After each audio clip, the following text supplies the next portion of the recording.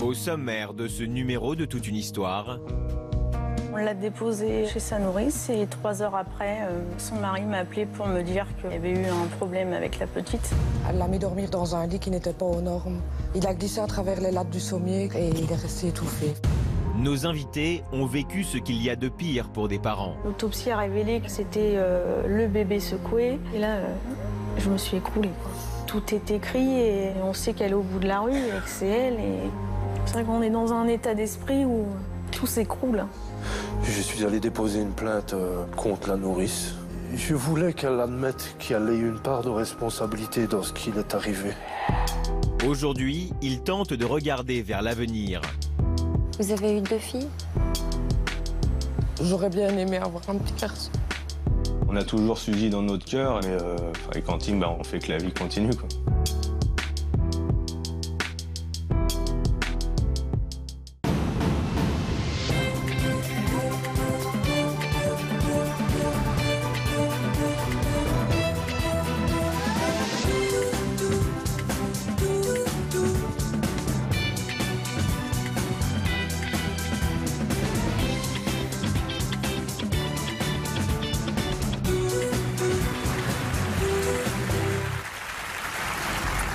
Bonjour à tous. Les 2 couples que nous allons vous présenter aujourd'hui ont traversé ce qu'il y a de pire pour des parents, la mort de leur enfant alors qu'il était sous la surveillance de leur nourrice.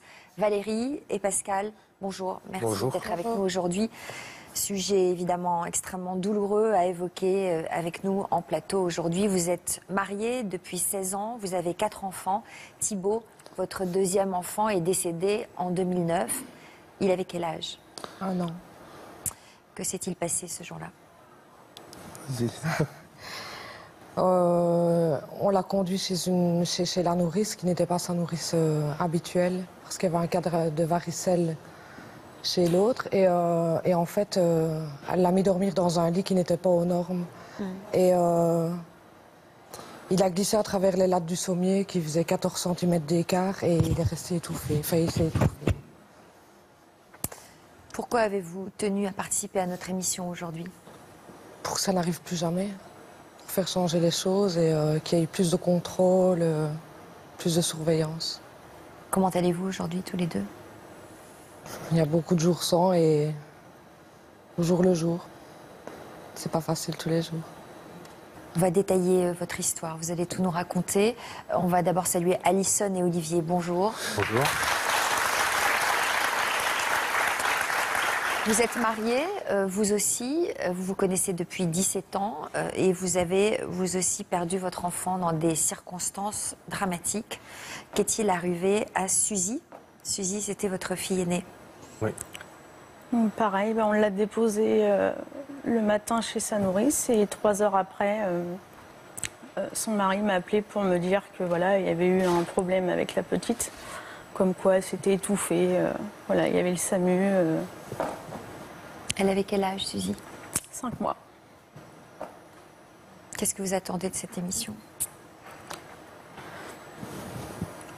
Pareil que les autres parents, c'est qu'il y ait plus de contrôle chez les nourrices, puis de savoir, déjà ça nous fait du bien de rencontrer d'autres parents pour pouvoir en parler. Puis que ça arrive plus chez d'autres nourrices, qu'ils soient contrôlés plus et que... Frédéric Farigou, notre psychothérapeute, est avec nous aujourd'hui. Émission difficile, oui. Témoignage évidemment bouleversant. Est-ce que vous voulez déjà dire un mot sur l'épreuve qu'ont traversé ces 2 couples? C'est la pire épreuve qu'on puisse vivre en tant que personne et en tant que parent. Ça va contre le sens de la vie. C'est difficile de se remettre d'une telle épreuve. Et d'ailleurs, les parents, dans un premier temps, ont le sentiment qu'ils ne pourront jamais s'en remettre. Parce que c'est l'équivalent d'une véritable amputation, d'une mutilation. On a le sentiment d'avoir perdu une partie de soi. Et puis avec son enfant, toutes les projections qui sont liées à la vie qu'on aurait aimé avoir avec son enfant. Et puis ça fait vivre aussi énormément de colère et de culpabilité. Alors la colère, c'est aussi l'injustice, hein, pourquoi ça nous arrive à nous, pourquoi ça arrive à mon enfant. Et puis la culpabilité aussi qui est inévitable, c'est-à-dire de ne pas avoir pu, de ne pas avoir su protéger son enfant. Donc c'est un long cheminement très douloureux de pouvoir apprivoiser cette mort et cette mort inacceptable parce qu'elle est contraire au sens de la vie. En tant que parent, on ne doit pas voir mourir ses enfants. Donc c'est une blessure indélébile, c'est-à-dire qu'on n'oublie jamais. Après, on compose avec et on peut reconstruire en se donnant des moments de vie, de bonheur, en faisant d'autres enfants, en continuant d'être dans une dynamique de vie. Mais c'est un cheminement très douloureux et très long. Il y a beaucoup d'étapes à franchir. Et moi, les parents que j'accompagne qui sont endeuillés de leur enfant, ils pensent tous les jours. Ouais. Après, ça n'a plus le même impact. L'émotion est là, mais elle n'empêche pas de vivre. Pendant un temps, cette émotion-là empêche quasiment de vivre. Alison, Suzy est donc née le 1er septembre 2011. À quoi ressemblait votre vie de famille avant ce drame? Comme tous parents, hein, très très heureux d'avoir notre petite fille épanouie. Voilà, c'était la première, donc forcément. Un bébé calme? Ouais, elle chouinait pas mal. Comment vous aviez choisi sa nourrice? On a une amie qui est nourrice dans notre rue et elle ne pouvait pas accueillir Suzy parce qu'elle avait déjà trop d'enfants. Donc on a fait le tour des nourrices de notre village et on a tombé sur cette nourrice-là qui était au premier abord très bien. Et quand on a été visiter chez elle, tout était bien. Rien, c'est toujours bien passé, quoi. Donc votre première impression était bonne? Bah ouais. Et vous, Valérie, comment vous aviez choisi la nourrice qui gardait Thibaut? Par le service. Comme il y avait la varicelle chez sa gardienne habituelle, enfin sa nourrice habituelle, on a téléphoné au service et on nous a donné cette adresse. Et là, on est allé et elle était occupée, donc elle n'a pas vraiment eu le temps de nous recevoir. Ça a été du rapide et j'ai pas eu le sentiment que ce serait une nourrice que je garderais. Ah ouais, vous n'avez pas eu une bonne impression? Non. Il a passé combien de temps, Thibaut, chez cette nourrice? 2 jours. C'est le 2e jour que ça s'est passé. Comment vous décririez votre vie de famille avant ce jour où le drame s'est produit, c'est-à-dire le 20 juillet 2014? C'était du bonheur, que du bonheur. C'était le couple. On avait le couple et il était super gentil. Thibaut, c'était votre premier bébé? Le deuxième. Le deuxième. Oui. Et non. Et il passait son temps à rire, dormir et manger. Il était d'un calme. Alors, Pascal, c'est vous qui avez reçu l'appel de cette nourrice le 20 juillet 2009. Oui. Vous vous trouviez où à ce moment-là? Je travaillais.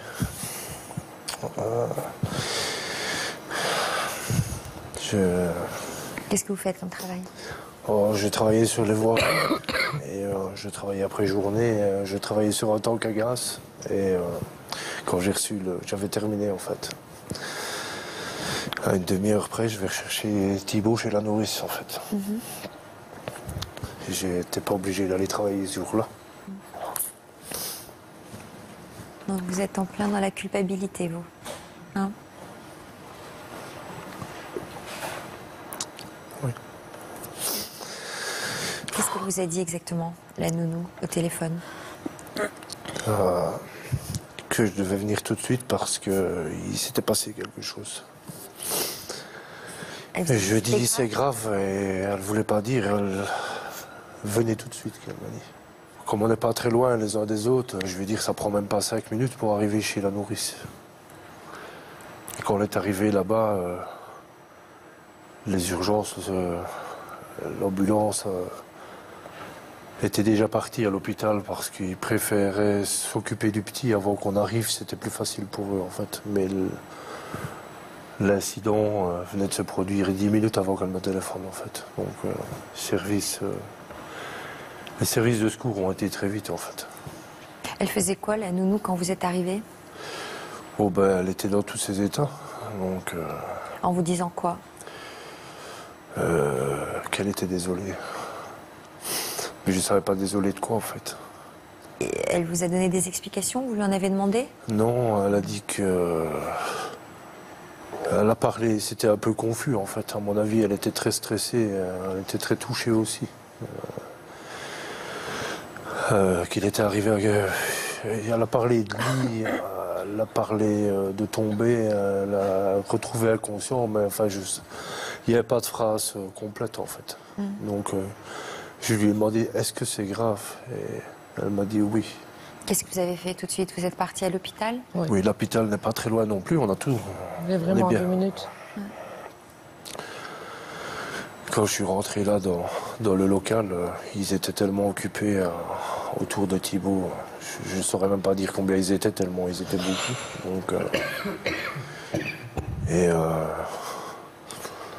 ils ont fait sentir que c'était quand même pas mon nom. C'était pas vraiment un endroit pour moi. Donc, et puis j'avais vu ce que je devais voir et je suis sorti prendre l'air. Et on a entendu l'ambulance médicalisée d'un autre hôpital pour l'emmener à l'Espérance. En fait, c'est un hôpital pédiatrique avec soins intensifs. Donc marchait bien équipé point de vue pédiatrie, mais pas point de vue service intensif pédiatrique. Donc il a pu être transféré? Transféré à 60 km de la maison. Il a supporté le transfert? Oui. Et donc là, ils sont sur place à nouveau tentés de le réanimer? Là, il est réanimé. Donc il est reparti. Et disons qu'il est inerte, il est dans le coma. Mais il est vivant. Donc ça veut dire que le cœur tourne. Donc c'est tout un travail. C'est gentil, merci. C'est tout un travail médical qui doit se faire autour de lui et des examens parce que ils ne savent pas très bien ce qui est arrivé à Thibaut en fait. Savoir si le cerveau a été touché ou pas Ouais. par le manque d'oxygène, Ouais. s'il aura des séquelles ou pas. Ouais. Donc, ils ont dû évaluer tout ça. Ouais. Frédéric, juste, je voudrais revenir sur ces images. Pascal s'en veut peut-être d'avoir forcé le passage et d'avoir vu son fils intubé. Je ne sais pas s'il s'en veut, mais c'est vrai que c'était important pour lui d'être là, comme si sa présence était aussi un moyen de soutenir son fils et de faire quelque chose pour lui, donc c'était important, même si effectivement ces images sont extrêmement choquantes. C'est traumatisant pour des parents de voir son enfant intubé comme ça, et c'est sans doute ce qui a fait que les médecins vous ont tenu à distance, mais on peut, par des techniques, évacuer la charge émotionnelle tellement traumatisante. En fait, ces images, c'est comme un traumatisme en vous. Et la mémoire est bloquée sur ces images. Et la charge émotionnelle, à chaque fois que vous convoquez ces images, elle est la même. Il y a des techniques, comme celle de l'EMDR, des mouvements des yeux. Si la parole, c'est difficile pour vous de parler de tout ça, mais vous le faites quand même. Mais ça peut aider à débloquer la charge émotionnelle liée à ces images, pour qu'elles soient petit à petit moins traumatisantes. C'est important de se faire aider, parce que c'est important d'en parler encore, parce que le temps passant, les gens à qui on peut en parler, ça se réduit, c'est un cercle qui devient de plus en plus réduit. Alors qu'on a besoin d'en parler encore et encore, précisément pour apprivoiser l'inacceptable et puis évacuer cette charge émotionnelle. Donc se faire aider, dans votre cas, à tous les quatre, c'est vraiment important. Quand on en parle, les gens nous répondent que eux non plus n'osent pas, n'osent plus nous en parler pour ne pas ressasser, alors que nous, à la limite, on attend que ça. On en a besoin d'en parler. Et entre tous les deux, vous en parlez tous les deux ensemble? Oui. Souvent? Souvent, oui. Oui. Parfois, dans un couple, on n'ose pas aussi aborder le sujet de peur de faire souffrir l'autre. Oui. Vous, c'est pas... On en a parlé énormément au début. Et je pense qu'on sait... on en parle beaucoup moins pour préserver l'autre. Ouais. Je pense qu'on est arrivé dans l'étape où on préserve l'autre. C'est vrai que... Je n'ai pas dit que Thibaut était dans le cerveau toutes les minutes, mais Thibaut revient énormément. Mais oui. Et je ne sais pas à quelle fréquence, c'est des fréquences différentes, ça peut être toutes les heures, ça peut être tous les 2 jours, ça dépend un peu comment on est pris par autre chose. Mais je crois que là, on préserve l'autre, hein, on finit par préserver l'autre. Donc même si on a un émoi, une émotion, enfin, pour ma part, je pense que je ne la partage pas et je vais plutôt la partager avec lui au cimetière. Sans pour autant dire à Valérie que je suis passé au cimetière. Mais... Vous le saviez ça, Valérie, qu'il allait au cimetière? Oui. Oui. Je l'ai déjà... Est-ce que par moment, vous avez eu l'impression de vous en vouloir, de réagir différemment? Non, parce que je crois qu'on a tous fait de façon différente. Et dans la famille, on a énormément de cas de décès. Et on a tous réagi de façon différente. J'ai un papa qui a réagi à l'opposé de moi. Et je pense pas qu'il y a une bonne réaction. Je crois que on fait ce qu'on peut. On doit tous vivre de la façon qu'on l'accepte. Et moi, je pleure. J'ai du mal à parler avec vous aujourd'hui. Alors que Thibaut n'est pas tabou. C'est quelqu'un que je parle toutes les semaines. Il y a quelque chose avec Thibaut. Donc, autour de moi, je continue à le faire vivre via mes amis. Parce qu'il n'y a plus que ceux-là qui veulent bien parler de lui. Donc, vous en parlez avec vos amis? Ou ceux qui ont vécu réellement l'histoire. Parce que dans la famille, on a des amis et des copains pompiers qui ont participé. Des gens qui sont à la Croix-Rouge, qui ont participé, qui étaient là ce jour-là, ou des gens qui n'étaient pas amis, mais qui se sont devenus par rapport à l'histoire. Donc avec ces gens-là, on en parle énormément, oui. Ouais. C'est les seuls qui étaient là, qui ont vu ce qu'on vivait. Donc je vais dire, c'est plus facile de parler avec quelqu'un qui l'a vécu avec nous. On est allé voir une psychologue pendant 7 mois. C'était la psychologue qui nous a accompagnés la semaine à l'hôpital parce que c'est pas le psychologue qui habite au coin de la rue qui a 36 000 cas. Il a vécu avec moi, enfin avec nous, toute la semaine. Donc il a vu dans quel état on était d'esprit. Il connaît l'histoire de Thibaut, donc il sait de quoi il parle. C'est plus facile de parler avec des gens comme ça que de parler avec des étrangers. Oui. Pascal, vous m'impressionnez beaucoup puisque vous avez l'air tout timide et très renfermé. Et pourtant, je trouve que vous vous exprimez. Je suis quelqu'un de très timide. Est-ce que ça vous fait du bien de parler là sur ce plateau, d'évoquer la mémoire de votre fils? Ça fait toujours du bien de parler de Thibaut. Oui. Je crois que la thérapie, comme dit madame, c'est d'en parler beaucoup. Oui. Et je ne fais que ça depuis qu'il est parti. Maintenant, je ne suis pas persuadé que ça apaise beaucoup. Parce que je suis toujours pris comme les premières semaines qu'il est parti. Donc, c'est quelque chose...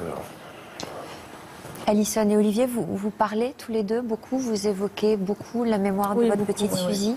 On en parle souvent aussi. Oui. Ensemble? Oui. Oui. C'est important ce dialogue? Oui, il faut en parler. De toute façon, je pense... Pas garder ça que pour nous, parce qu'à un moment, il y a forcément un moment où ça ressortira. Même question. Est-ce qu'à un moment donné, vous vous en êtes voulu de ne pas forcément réagir de la même manière? Moi, non. Non, on s'en veut pas, mais c'est vrai que des fois, on comprend pas forcément le comportement de l'autre ou vice-versa, mais non, on s'en veut pas. Après, on sait qu'on vit la même chose, on l'exprime pas pareil, c'est tout. Ça vous arrive aussi, Olivier, comme Pascal, d'aller sur la tombe de votre enfant? J'y vais pas trop parce que j'ai du mal à y aller.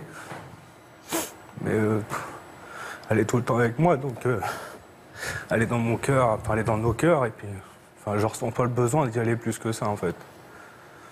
Moi, quand elle est décédée, je me suis fait tatouer son prénom sur le bras parce que j'avais envie, et puis donc j'y pense vraiment comme ça. Après, on y pense tout le temps, donc non, je ressens pas le besoin d'aller forcément au cimetière pour sa tombe. Non. Alors, on va revenir sur le jour et les circonstances du drame. Suzy était donc gardée par sa nourrice depuis près d'1 mois et demi. Oui. Lorsque vous avez reçu chacun un appel qui était à l'autre bout du fil? Moi, c'était son mari qui m'a appelé voilà, pour me dire il y a eu un problème avec Suzy, on a appelé le SAMU, faut que tu reviennes tout de suite. Vous faisiez quoi à ce moment-là, vous vous en souvenez? Moi, j'étais au travail. Moi, j'étais sur la route, je rentrais de déplacement, j'étais encore à 100 km à peu près de chez nous. Quand il m'a dit, oui, pareil, reviens, il y a le SAMU qui est là, c'est assez étouffé et on attend peut-être l'hélicoptère pour la transférer à l'hôpital. Donc déjà, quand on nous parle d'hélicoptère, on se dit que c'est grave. Enfin, on suppose que c'est grave. Puis après, bon, le temps de faire la route, d'y aller. C'est vrai qu'on est dans un état d'esprit où on sait... Tout s'écroule.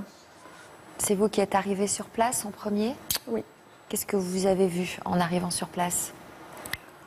Le SAMU, les pompiers, une quantité de... Et là, c'était choquant. Enfin, là, je me suis dit, voilà, c'est pas juste un petit étouffement, quoi. C'est plus grave que ça. J'ai quand même pris conscience tout de suite que c'était grave. Vous avez pu apercevoir votre enfant? Non. Ils nous ont interdit d'aller la voir. Donc vous avez pris conscience que c'était grave. Que disait la nounou? Elle était où, elle? Elle était où? Elle était avec le SAMU, avec les pompiers. Elle était avec les gendarmes, fidèles, surtout. en fait, hein. Elle était dans la maison avec les gendarmes. Elle vous a parlé? Non. Alors Alison, dès que vos parents ont été alertés, ils se sont rendus aussi sur place. Aujourd'hui encore, ils sont là avec nous, près de vous, pour vous soutenir. Bonjour à tous les deux. Bonjour. Merci d'être là. Vous aviez quelle relation tous les deux avec votre petite fille?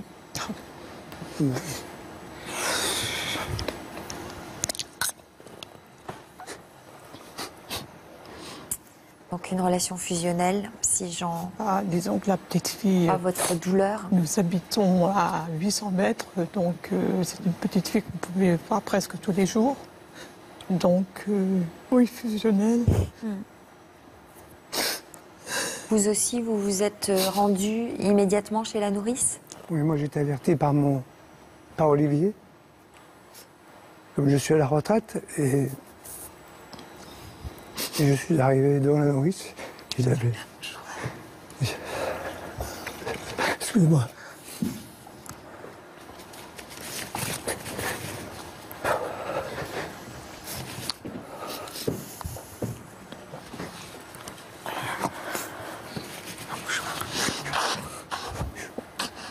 Tu savais, ça m'a dit le choix. Oui, C'est difficile d'évoquer l'insoutenable, l'insupportable, l'inimaginable. Ouais. Oui.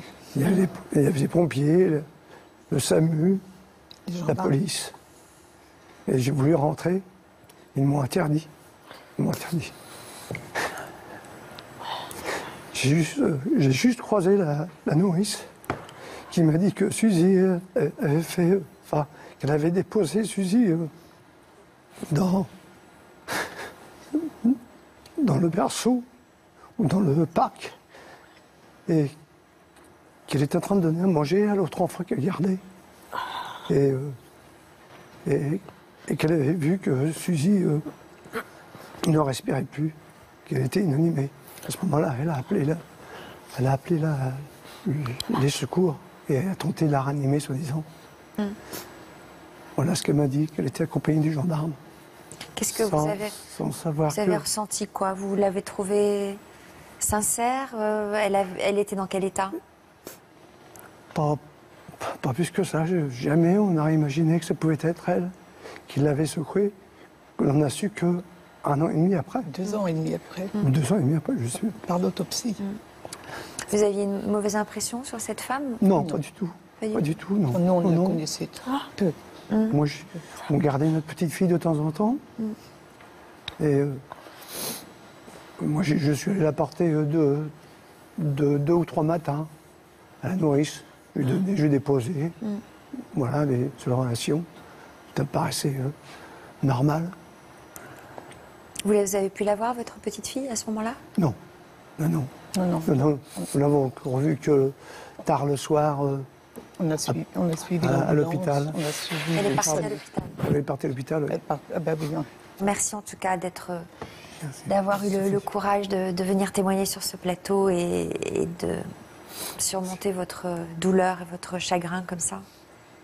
Si c'est difficile, j'imagine que c'est important pour vos enfants de vous avoir à leur côté. Elle était dans le coma ? Oui. Comment son état a-t-il évolué ? Nous, donc, quand on est arrivé à l'hôpital, déjà on a pu la voir que le soir à 23h30, on va dire. Et là, voilà, pareil, branchée de partout. Voilà, et le médecin nous a dit qu'elle avait une réaction cérébrale très, très, très inquiétante. Et voilà, il a quand même insisté sur le fait, voilà, il nous a dit, est-ce que vous connaissez bien votre nourrice, c'est pas possible qu'un bébé, voilà, qui allait bien le matin, arrive dans un état, voilà, aussi critique, quoi, en peu de temps. Donc, quand même la chose qui a été remontée au tout début quand on a vu ce médecin, quoi. Donc il avait de sérieux doutes quand même sur ce qui avait pu se passer. J'imagine que vous n'avez pas quitté votre enfant, vous êtes resté à ses côtés. Voilà, pendant 4 jours. La semaine à l'hôpital. Vous êtes resté à l'hôpital nuit et jour ? Oui. Pratiquement. Ouais. Sans manger, sans dormir. 5 jours, on est parti 2 jours de l'hôpital seulement pour aller chercher des affaires et revenir. Sinon, on est resté toute la semaine à l'hôpital.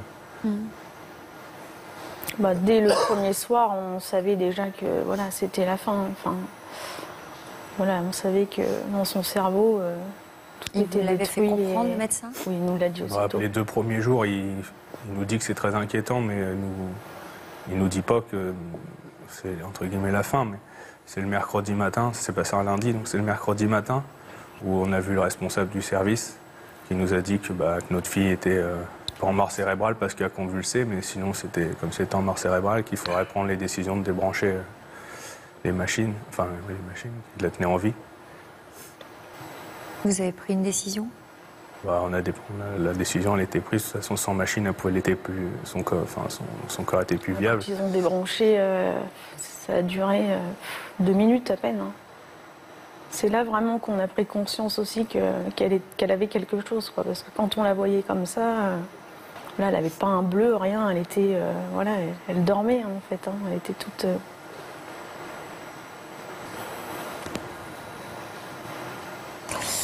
Valérie et Pascal, votre fils Thibaut est lui aussi décédé quelques jours après sa prise en charge à l'hôpital.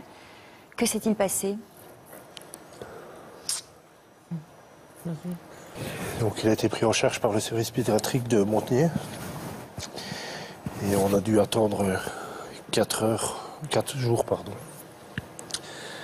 pour savoir qu'il allait s'éteindre en fait. Donc le temps des examens. J'arrive pas à parler. Qu'est-ce qu'on vous a dit au bout de 4 jours ? Qu'il avait un œdème au cerveau et qu'il allait s'éteindre. Donc vous aussi, vous avez dû prendre une décision ? Non, c'est pas réellement... On est au pied du mur parce que l'accident s'est produit le lundi et le décès le vendredi. Mais le mardi, c'était déjà une option du médecin en disant il faudra probablement envisager... Moi, j'ai pas parlé de ça avec lui parce que je voulais pas en parler.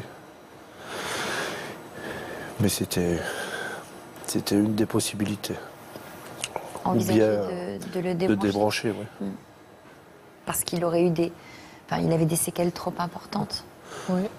Parce qu'il y avait l'œdème, et pour ne pas que l'œdème éclate, on débranche avant. Mais c'est pas le débrancher par choix. Donc on peut dire, voilà, il est inerte, c'est une plante, il est préférable de... Puisqu'ici on est toujours dans l'interrogation de savoir s'il va vivre ou pas. Donc c'était des options journalières en fait. Donc on avait des résultats par rapport à l'état de santé de Thibaut tous les jours. Il y avait une petite pièce là pour les parents où on était reçus le soir en disant ben voilà, aujourd'hui il s'est passé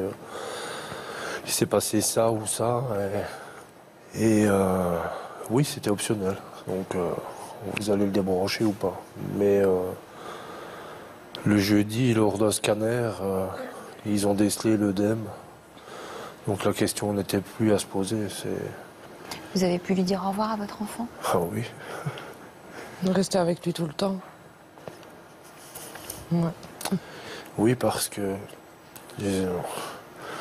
on est tactile, en fait. On est des gens où on doit sentir.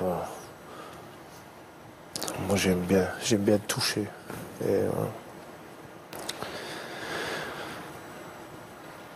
Thibaut est resté toute la semaine dans son lit. Alors, oui, on peut le toucher, il est couché, mais on ne peut pas le serrer, on ne peut pas le prendre parce que c'est difficile avec les tuyaux et les Baxter et compagnie.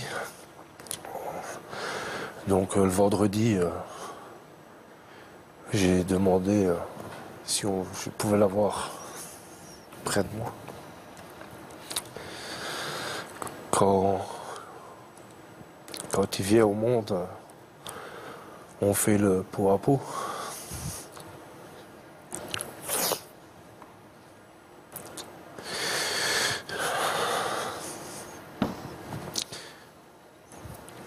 J'ai eu le besoin de le refaire avant qu'il s'en aille.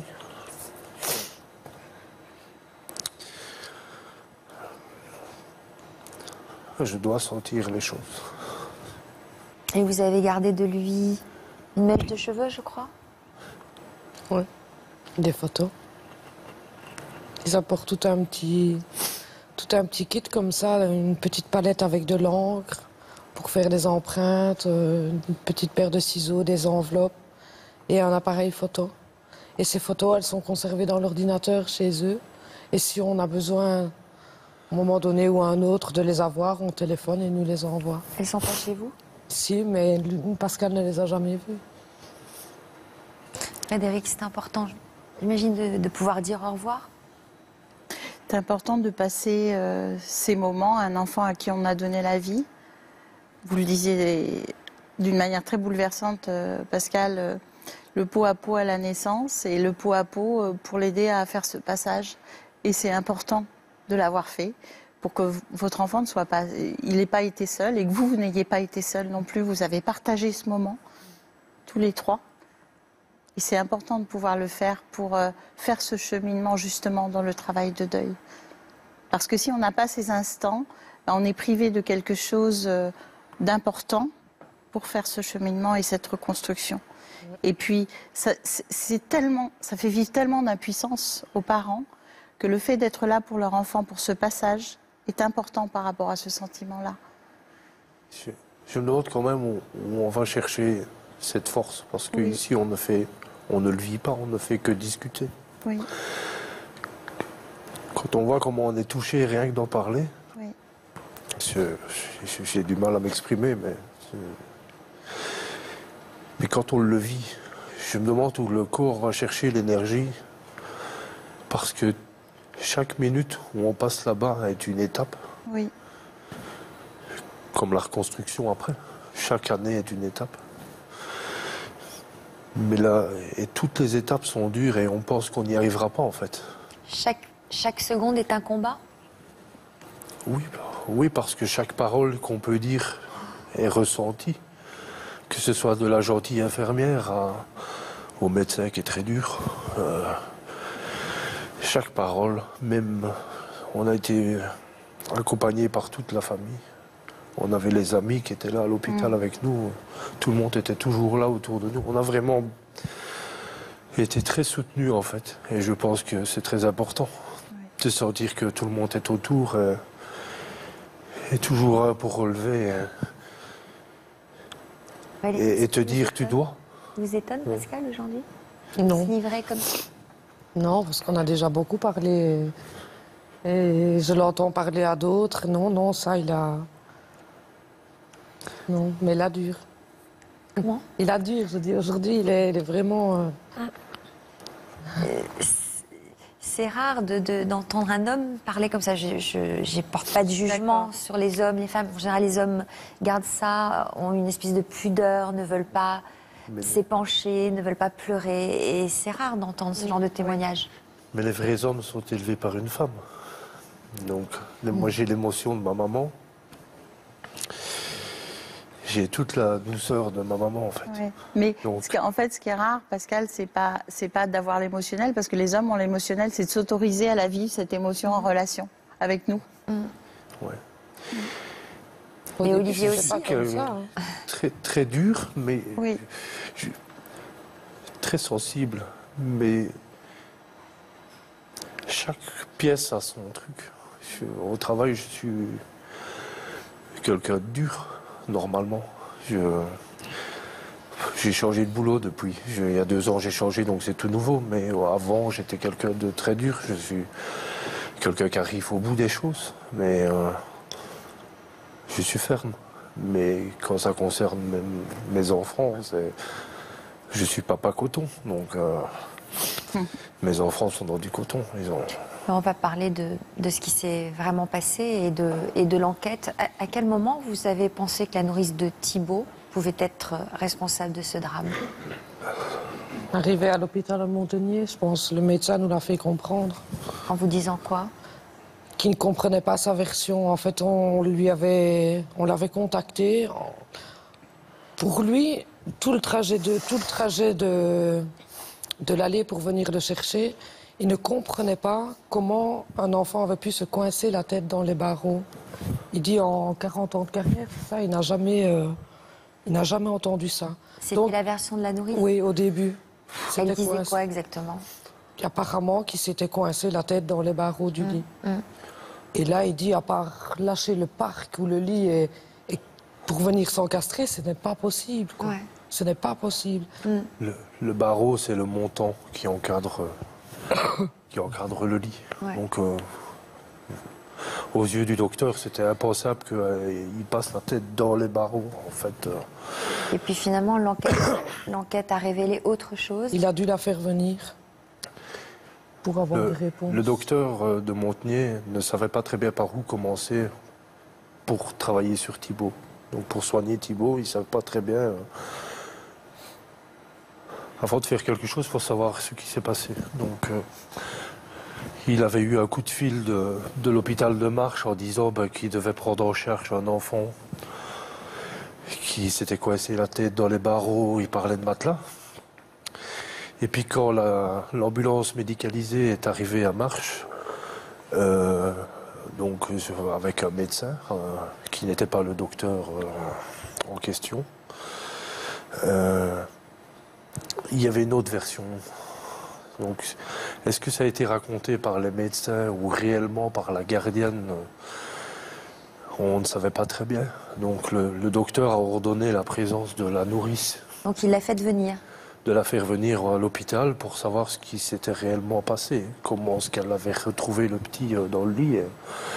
Et à partir de là, lui savait ce qui s'était passé. Et il a découvert quoi? Il a découvert en fait que le matelas s'était affaissé et qu'il y avait un très gros trou en dessous du lit et que le petit avait fait effet toboggan avec le matelas pour se retrouver dans le fond. Donc il est mort strangulé avec une barre du sommier et la poussée du matelas en fait. Donc le matelas, quand le petit est descendu, le matelas s'est remis dans sa position initiale et il a été poussé contre la barre.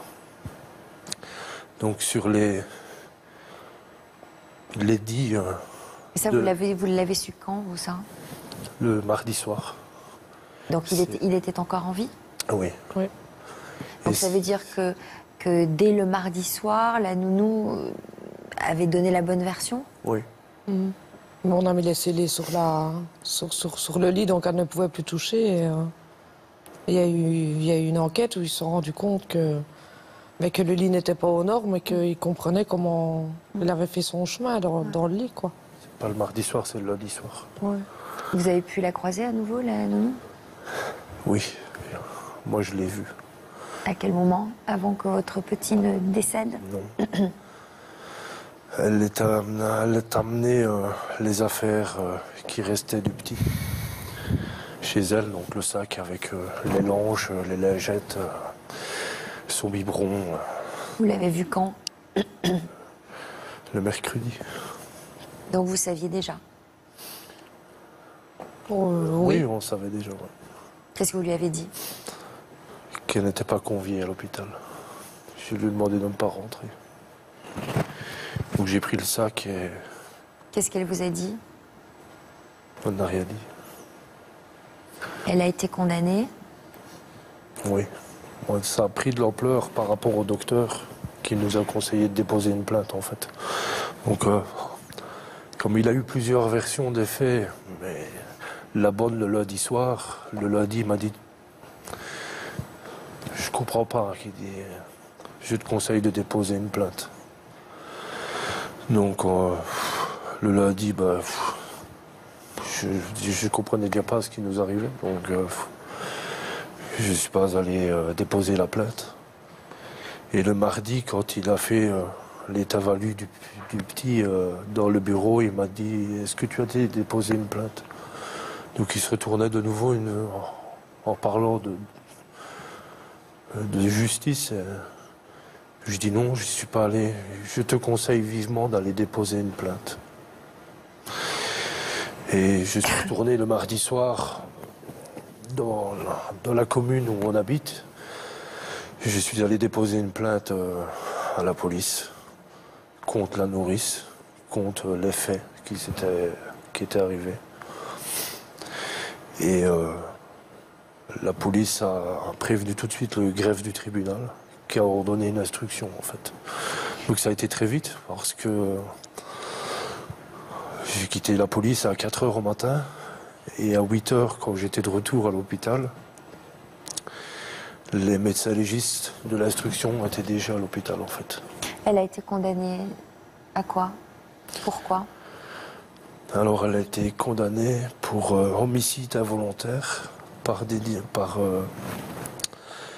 négligence et défaut de prévoyance, avec suspension prononcée. Donc en fait, c'est une condamnation qui condamne la conscience, mais qui ne condamne pas à de la prison. À de la prison. Donc, elle peut plus évidemment, exercer? Pardon? Elle ne peut plus exercer?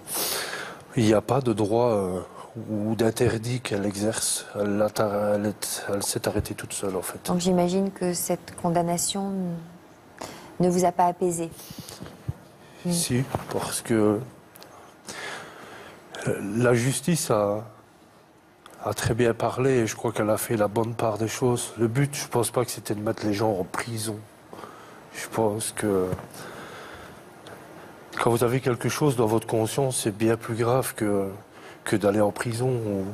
Je ne sais pas si ça méritait d'aller à la prison ou des travaux d'intérêt généraux ou quelle que soit la condamnation. Je pense que sa condamnation, pour moi, elle l'a eue. Parce qu'on a été compris vis-à-vis de la loi et on a été compris vis-à-vis du monde, de notre entourage, même les gens qui habitent. Ça a pris beaucoup de kilomètres carrés d'ampleur et... En tout cas, Pascal, on voit que vous n'êtes pas dans la vengeance. Dans la vengeance, et c'est probablement... Pourtant, comme on disait tantôt, la haine et la colère, elle est là. Elle est là. Qu'est-ce que vous pensez? Elle est là, mais vous avez la sagesse de dire que de toute façon, votre enfant est mort et qu'aucune condamnation ne pourra ramener votre enfant. Là où ça vous a fait du bien, c'est d'être compris et d'être entendu par un grand nombre de personnes et d'être reconnu comme victime. Et votre enfant comme victime aussi. Parce que l'enfant est victime, mais vous aussi, vous êtes victime de ce drame et toute votre famille. Les dommages collatéraux sont énormes. Et le fait de vous être senti compris, c'était déjà important, très important pour vous. C'était une grosse bataille parce que c'est un très gros organisme qui est chapeauté par les communes et puis qui dessert ça à des nourrices. Donc c'est quelque chose de très gros en Belgique. Et on a les sentiments quand ça commence au tribunal parce que on a le regard des gens où on pense que c'est nous autres les assassins. J'ai été dévisagé par un nombre de gens en disant mais qu'est-ce que vous faites quoi, ça changera quoi, c'est vous attaquez notre collègue, on n'est là que pour vous rendre service. Je suis d'accord avec ce principe-là, mais j'ai été meurtri par le regard des gens Dans ma vie, je pense que personne n'a jamais osé me défier du regard et être dévisagé comme ça par les dames qui font cet emploi. J'ai eu énormément de mal avec ça. Je comprends. Ouais. Alison et Olivier, pour vous, le procès n'a pas encore eu lieu. Non. Le drame est survenu il y a 4 ans. Vous devez l'appréhender, ce procès. Vous devez aussi appréhender les regards. Vous devez aussi appréhender le fait de n'être pas compris. Donc elle n'est pas jugée, elle est innocente, donc voilà. Malgré ses aveux, elle n'est pas jugée. À quel moment vous vous êtes dit, vous, que le décès de Suzy n'était pas dû à un simple malaise? 1 an après le décès de notre fille, en fait, elle a continué à exercer. Et 1 an après le décès de notre fille, le deuxième couple de parents qui a gardé l'enfant l'ont licenciée parce qu'on s'est rendu compte que, pour faute grave, parce qu'ils se sont rendus compte qu'elle avait laissé l'autre enfant seul chez elle, pendant qu'elle était partie chercher son fils à l'école. Donc, c'est à ce moment-là, on a commencé à se poser, on a commencé à douter, quoi. Mais pourtant, le médecin avait des doutes. Vous n'aviez pas de doute? Il ne vous a pas communiqué ses doutes? Moi, jamais. Ici, il nous a toujours dit en fait que c'était pas normal qu'un enfant arrive dans cet état-là à l'hôpital, surtout qu'elle était bien le matin.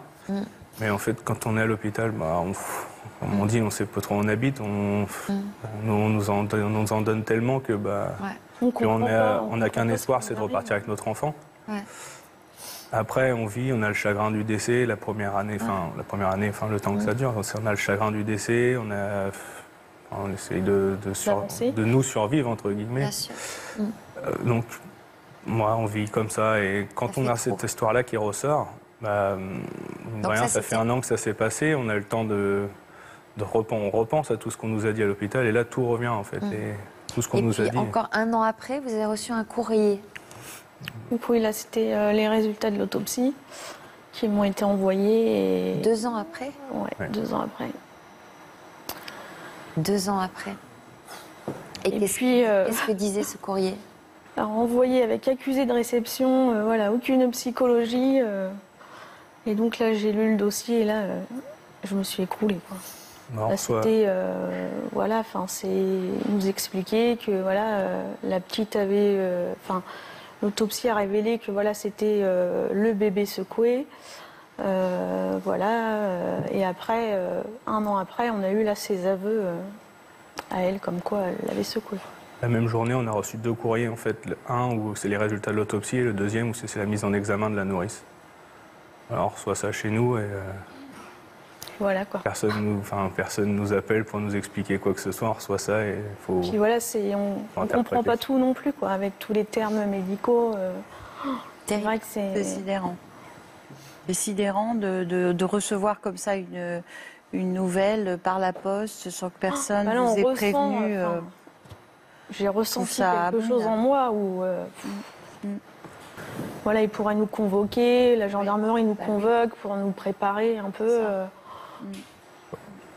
Alors, depuis le départ de Suzy, vous avez eu le bonheur d'avoir un autre enfant il y a un peu plus de 2 ans, Antime, et avec lui, vous tentez de retrouver une vie normale malgré l'absence de sa petite sœur. On va découvrir à travers ce reportage quelle place elle tient toujours aujourd'hui dans votre vie, dans votre souvenir, dans votre vie de famille. Un mardi matin, à quelques kilomètres de Paris. Viens prendre le ballon? Viens. Olivier et Alison vivent toujours dans la maison où ils élevaient Suzy. Aujourd'hui, c'est avec Antime, 2 ans, qu'ils partagent leur quotidien. Qu'est-ce qui te l'a donné, celui-là? C'est Tata. C'est Tata? Avec Antime, on vit en plein bonheur et c'est vrai qu'on a toujours Suzy dans notre cœur ou dans nos têtes, mais avec Antime, on fait que la vie continue, quoi. La vie continue sans Suzy, mais son souvenir reste encore très présent dans la maison. Ici, j'ai quelques photos de mes 2 enfants. Moi, j'en ai enlevé quelques-unes, oui, de Suzy, parce que c'est pas toujours évident, de la voir au quotidien dès qu'on passe dans une pièce. Tu le fais, toi? Même s'il est encore trop petit pour comprendre, Antime a toujours su qu'il avait une grande sœur. On a expliqué à Antime en fait, voilà, qu'il avait une grande sœur, bon, forcément avec ses mots d'enfant, mais on lui a dit qu'elle était au ciel et voilà, parce que c'est important pour lui qu'il sache ce qui nous est arrivé. Alison avance, mais n'oublie pas. Elle continue à se rendre régulièrement sur la tombe de sa fille. Aujourd'hui, on a un peu du mal à réaliser en fait que ça nous est arrivé. C'est vrai que ça passe vite et c'est court et long à la fois, on va dire.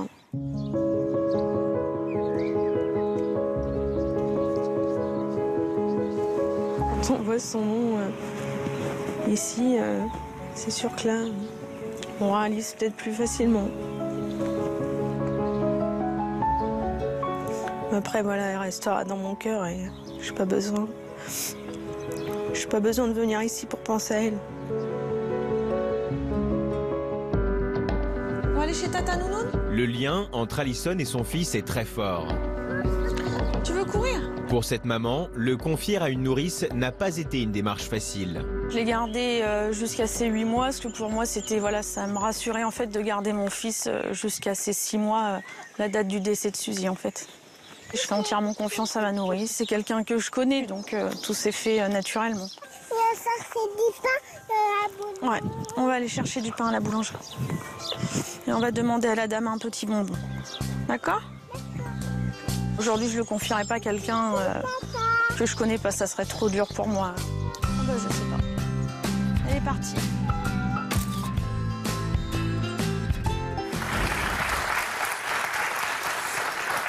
Frédéric, je reviens sur le fait qu'ils ont tout expliqué à ce petit garçon et à quel point c'est important de le faire. C'est capital parce que Antime, c'est le deuxième enfant de leur famille, donc c'est important qu'il sache qu'il a une grande sœur. Certes, elle n'est plus là, mais elle a existé et pour que chacun ait sa place.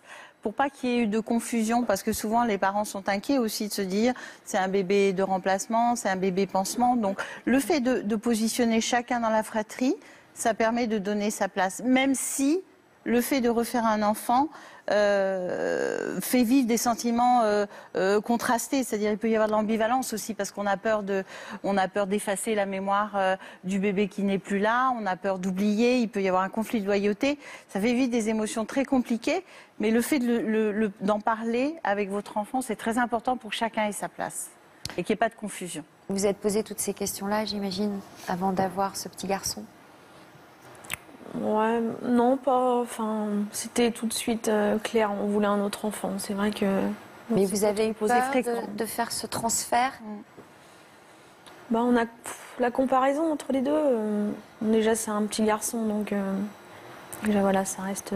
Je pense que c'était peut-être plus simple pour nous que ça soit un petit garçon qu'une petite fille, peut-être. Valérie et Pascal, vous vous êtes posé ces questions-là puisque vous aussi, vous avez eu d'autres enfants. Après Thibaut, vous avez eu 2 autres enfants. Oui. Vous vous êtes posé ces questions-là de bébé pansement, de transfert éventuel? Moi, j'en avais besoin personnellement. Il fallait que je récupère ce qu'on m'avait pris. Et j'aurais bien aimé avoir un petit garçon. Vous avez eu 2 filles? Ouais. Je pense que on voulait revoir Thibaut, en fait. Moi, je vais le dire sincèrement, je pas. Quand Thibaut est pas, le jour où Thibaut est parti. Craqué depuis le début de l'émission, hein? Oui. Mais Frédéric va intervenir là-dessus parce que c'était peut-être pas une bonne idée de vouloir réavoir un Thibaut. Non, mais après, on fait ce qu'on peut. Et le fait de le dire, de le nommer, ça ne fait pas porter non plus de choses lourdes à l'enfant qui arrive. C'est votre émotion, c'est l'émotion que vous avez vécue à ce moment-là. C'est normal, quelque part, d'éprouver ça. Et moi, faire un enfant, je trouve, faire d'autres enfants, c'est important. Parce que ça permet de rester dans une dynamique de vie aussi. Voilà, et vos enfants, voilà, elles vous aident à être dans cette dynamique de vie. Comment elles s'appellent, ces 2 petites filles? Louise et Théa. Théa avec les petites lunettes. Et alors, vous en parlez avec elles, de Thibaut? Oui, c'est leur grand frère. Elle l'appelle leur petit frère parce qu'elles sont toutes les 2 plus grandes que lui, évidemment. Ouais. Donc à travers les photos, c'est mon petit frère. C'est mon Thibaut. C'est ton grand frère. Comment vous êtes, vous, avec vos filles, avec votre grand cœur fondant? Ah ben c'est... Elles sont enchaînées. Elles sont enchaînées? Ah oui, elles sont dans du coton, il ne peut pas... Je crois que les enfants sont bien faits, je crois qu'ils ressentent. Moi j'ai beaucoup d'amour à donner en fait. Et encore plus par le fait d'avoir été blessé. Peut-être la peur aussi de ne plus les voir un jour. Donc tous les jours je leur donne ce que je peux leur donner. C'est pas toujours facile avec le travail et puis les aléas de la vie et machin, mais tous les jours elles sont dans mes bras et elles me le rendent très bien en fait. C'est toujours papa. Vous n'avez pas tendance à les surprotéger un peu? Si, trop. Mais... Vous êtes plus qu'un papa poule. Qu'est-ce qu'il peut y avoir de plus qu'un papa poule? C'est un papa quoi alors? Un papa malade. Je sais pas, j'ai Marie qui est beaucoup plus grande. Je suis encore dans le contexte de protection. J'étais heureux quand une petite anecdote comme ça. Elle dépendait son vélo pendant que j'étais parti au travail, quand c'était le début de l'été. Et j'étais content de le reprendre en lui disant puisque tu ne l'as pas demandé, je le reprends. Comme ça, elle ne pouvait pas partir en vélo. Et pour moi, j'étais déjà soulagé. Elle ne va pas tomber, elle va pas. Pourtant, on habite dans un quartier relativement calme. Donc, je vais dire, il passe une voiture toutes les 2 heures.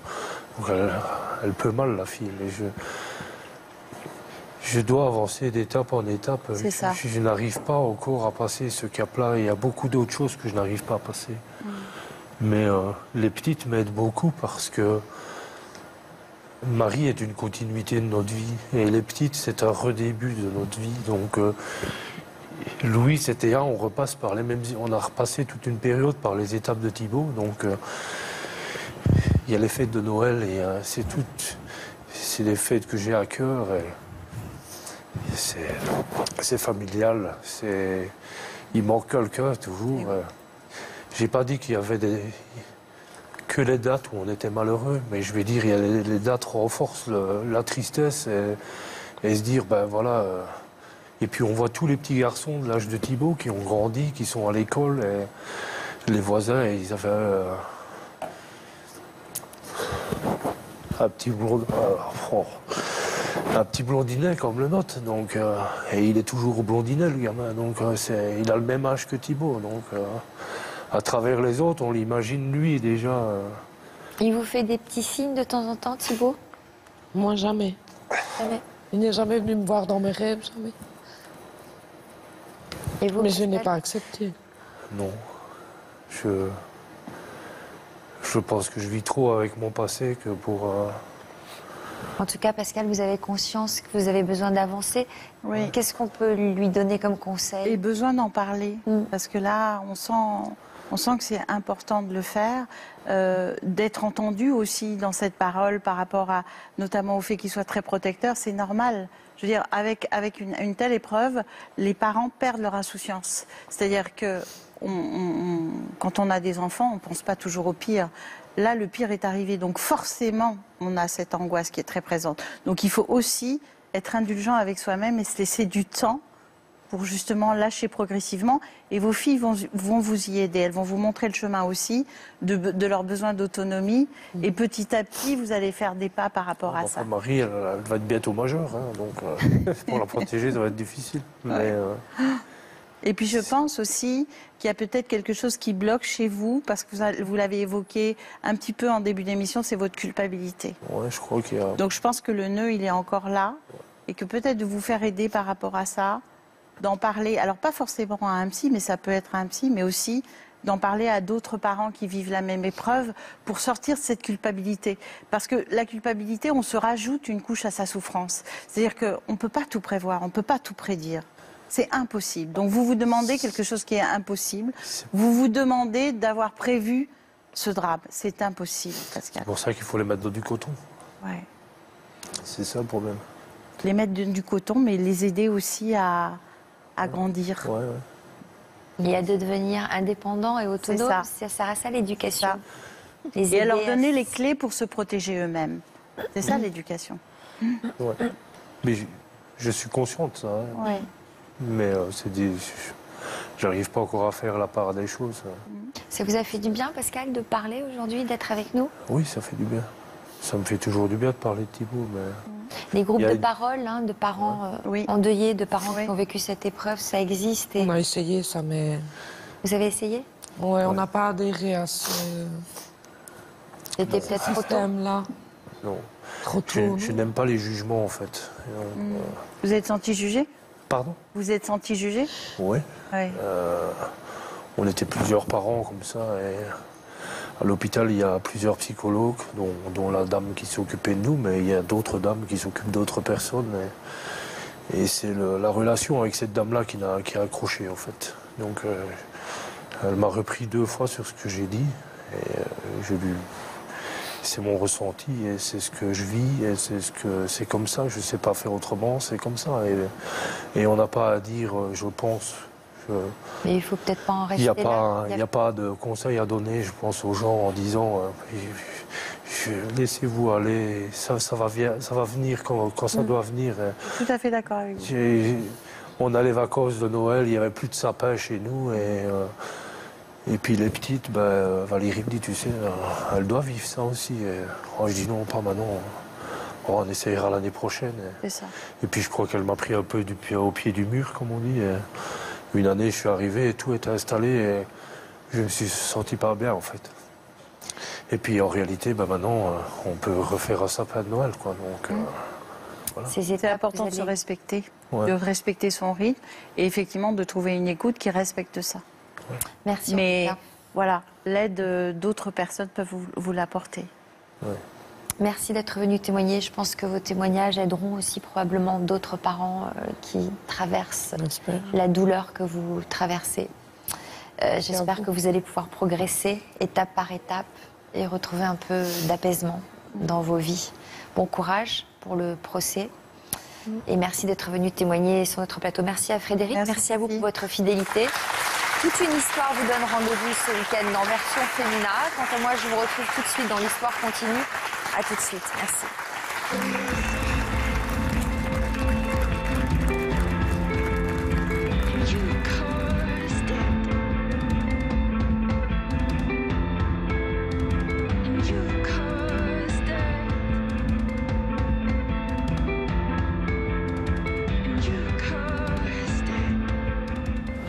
Dans l'Histoire continue cet après-midi. Je refuse de me dire parce que j'ai 50 ans, alors c'est fini. Au contraire, ça peut commencer. Véronique Poulain en est persuadée, les femmes sont plus épanouies à 50 ans. Nous lui présenterons Mireille, elle aussi a déjà témoigné sur notre plateau pour nous parler de sa guerre contre les kilos. Et 1, et 2. Va chercher l'amplitude. Ok, tu relâches. Un combat dans lequel elle avait entraîné Renaud Marco. 8 derrière et 1, 2, 3, 4. Aujourd'hui, elle n'a qu'un objectif, passer le cap de la cinquantaine en douceur. Je ne veux rien lâcher, je me dis, quand je tombe, j'essaie de me relever, et je continue, et puis, parce que je trouve que la vie est belle. Si vous pouviez arrêter d'avoir peur, essayez d'en profiter au maximum. Je passe un cap et je commence à vraiment m'occuper de moi. À tout à l'heure sur le plateau de l'Histoire continue.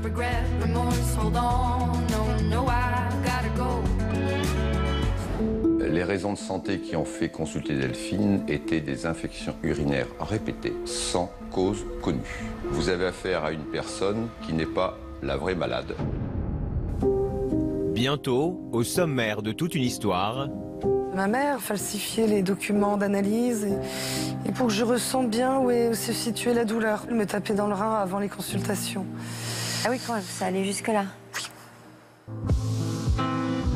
La mère de Delphine n'avait qu'une obsession, prouver que sa fille était malade. J'ai été opérée d'un abcès, non, apparemment il n'y en avait pas. Le chirurgien commence à plus rien comprendre et là ils ont posé le diagnostic. Syndrome de Munchausen par procuration. Le parent provoque des symptômes, c'est une forme de maltraitance. Jusqu'au jour où Delphine a ouvert les yeux. Quelque temps après la naissance de ma fille, elle m'a dit il faudrait que tu l'emmènes consulter pour ses reins, c'est sûrement héréditaire. Je lui ai dit ça suffit, maintenant on arrête. J'ai bien cheminé, j'ai bien évolué et je me sens bien.